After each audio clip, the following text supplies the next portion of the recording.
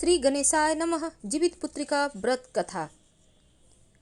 एक बार नैमिषारण्य के निवासी ऋषियों ने संसार के कल्याण के लिए सूत जी से पूछा कि हे सूत, कराल कलिकाल में लोगों के बालक किस तरह से दीर्घायु होंगे, सो कहिए।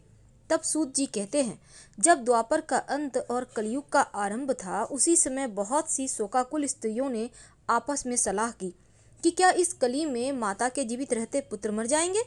जब वे आपस में कुछ निर्णय नहीं ले सकी, तब गौतम जी के पास पूछने के लिए गईं, और जब उनके पास पहुंची तो उस समय गौतम जी आनंद के साथ बैठे थे। उनके सामने आकर उन्होंने मस्तक झुकाकर प्रणाम किया और फिर स्त्रियों ने पूछा कि हे प्रभु, इस कलयुग में लोगों के पुत्र किस तरह से जीवित रहेंगे, इसके लिए कोई व्रत या तप हो तो कृपा करके बतलाइए। इस तरह की उनकी बात सुनकर गौतम जी कहते हैं, आपसे मैं वही बात कहूँगा जो मैंने पहले से सुन रखी है। गौतम जी ने कहा, जब महाभारत युद्ध का अंत हो गया और द्रोण पुत्र अश्वत्थामा के द्वारा अपने बेटों को मरा देखकर सब पांडव बड़े दुखी हुए, तो पुत्र के शोक से व्याकुल होकर द्रौपदी अपनी सखियों के साथ ब्राह्मण श्रेष्ठ धौम्य के पास गई और उसने धौम्य से कहा, हे विपेंद्र, आप कौन सा उपाय करने से बच्चे दीर्घायु हो सकते हैं, ये तो बतलाइए, कृपा करके ठीक ठीक से कहिएगा। धौम्य कहते हैं, सतयुग में सत्य वचन बोलने वाला, सत्याचरण करने वाला, समदर्शी जिमुतवाहन नाम का एक राजा था। एक बार वह अपनी स्त्री के साथ अपने ससुराल गया और वहीं रहने लगा। एक दिन आधी रात के समय पुत्र के शोक से व्याकुल कोई स्त्री की रोने की आवाज आने लगी, क्योंकि वह अपने बेटे के दर्शन से निराश हो चुकी थी। उसका पुत्र मर चुका था। वह रोती हुई कहती थी, हाय, मुझ बूढ़ी माता के सामने मेरा बेटा मरा जा रहा है। और उसका रुदन सुनकर राजा जिमुतवाहन का तो मानो हृदय विदीर्ण हो गया। अब वह तत्काल उस स्त्री के पास गया और उससे पूछा कि तुम्हारा बेटा कैसे मरा। तब बूढ़ी ने कहा कि गरुड़ प्रतिदिन आकर गांव के लड़कों को खा जाता है। इस पर दयालु राजा ने कहा, माता, अब तुम रो मत, आनंद के साथ बैठो, मैं तुम्हारे बच्चे को बचाने का प्रयत्न करता हूँ। और ऐसा कहकर राजा उस स्थान पर गया जहाँ गरुड़ आकर प्रतिदिन मांस खाया करता था। उसी समय गरुड़ भी उस पर टूट पड़ा और राजा के शरीर का मांस खाने लगा। जब अतिशय तेजस्वी गरुड़ ने राजा का बायां अंग खा लिया, तो झटपट राजा ने अपना दाहिना अंग गरुड़ के सामने फेर कर दिया। यह देखकर गरुड़ जी ने कहा, देव योनियों में तुम कौन हो? तुम मनुष्य तो नहीं जान पड़ते। अच्छा, अपना जन्म और कुल बताओ। पीड़ा से व्याकुल मन वाले राजा ने कहा, हे पक्षीराज, इस तरह के प्रश्न करना व्यर्थ है। तुम अपनी इच्छा भर मेरा मांस खाओ। और यह सुनकर गरुड़ रुक गए और बड़े आदर से राजा के जन्म और कुल की बात पूछने लगे। राजा ने कहा, मेरी माता का नाम सव्या है और मेरे पिता का नाम शालिवाहन है। सूर्य वंश में मेरा जन्म हुआ है और जिमुतवाहन मेरा नाम है। राजा की दयालुता देखकर गरुड़ ने कहा, हे महाभाग, तुम्हारे मन में जो अभिलाषा हो वह वर मांगो। राजा ने कहा, हे पक्षीराज, यदि आप मुझे वर ही दे रहे हैं तो वर दीजिए कि आपने अभी तक जिन प्राणियों को खाया है वे सब जीवित हो जाएं। हे स्वामिन, अब से आप यहाँ बालकों को ना खाएं और कोई ऐसा उपाय बताएं कि जहाँ जो उत्पन्न हो वे लोग बहुत दिनों तक जीवित रहें। धौम्य ने कहा कि पक्षीराज गरुड़ राजा को वरदान देकर स्वयं अमृत लेने के लिए नागलोक चले गए। वहां से अमृत लाकर उन्होंने उन मरे हुए मनुष्यों की हड्डियों पर बरसाया और ऐसा करने से सब लोग जीवित हो गए जिनको कि पहले गरुड़ ने खाया था। राजा के त्याग और गरुड़ की कृपा से वहां के गांव में रहने वाले बहुत सारे लोगों के कष्ट दूर हो गए और उस समय राजा के शरीर की शोभा भी दुगुनी हो गई। राजा की दयालुता देखकर गरुड़ ने फिर कहा, मैं संसार के कल्याण के लिए एक और वरदान दूंगा। आज आश्विन माह के कृष्ण पक्ष की सप्तमी से रहित शुभ अष्टमी तिथि है और आज ही तुमने यहाँ की प्रजा को जीवन दान दिया है। हे वत्स, अब से यह दिन ब्रह्म भाव हो गया है। जो मूर्ति भेद से विभिन्न नामों से विख्यात है, वही त्रैलोक्य से पूजित दुर्गा अमृत प्राप्त करने के अर्थ में जीवित पुत्रिका कहलाई है। सो इस तिथि को जो भी स्त्रियां इस जीवित पुत्रिका की और कुश की आकृति बनाकर तुम्हारी पूजा करेंगी, तो दिनों दिन उनका सौभाग्य बढ़ता चला जाएगा और वंश भी बढ़ती चली जाएगी।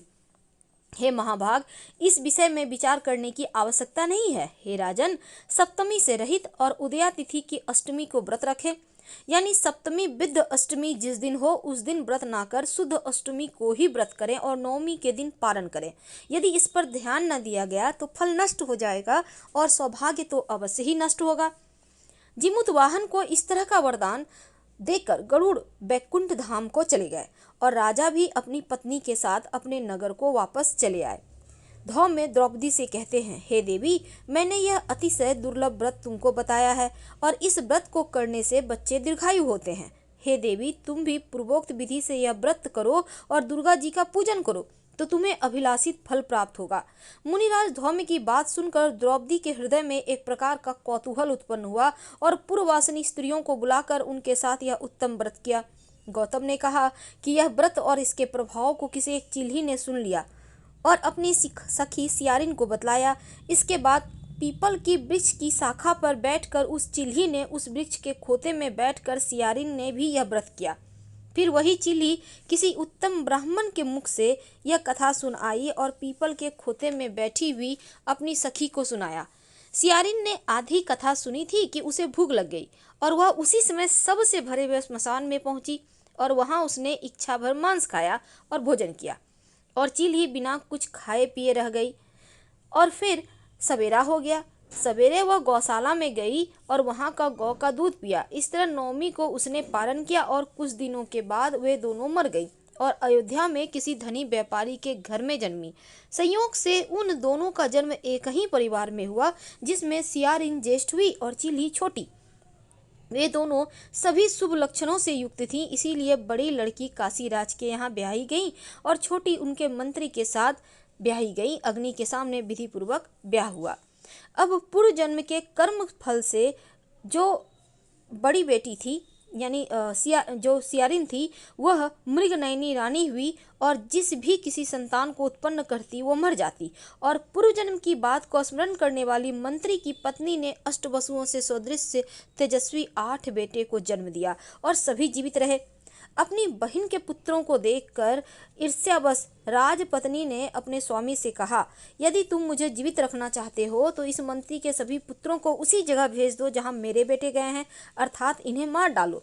यह सुनकर राजा ने उन मंत्री के पुत्रों को मारने के लिए कई प्रकार का उद्योग किए, पर मंत्री पत्नी ने जीवित पुत्रिका के पुण्य बल से अपने बच्चों को बचा लिया।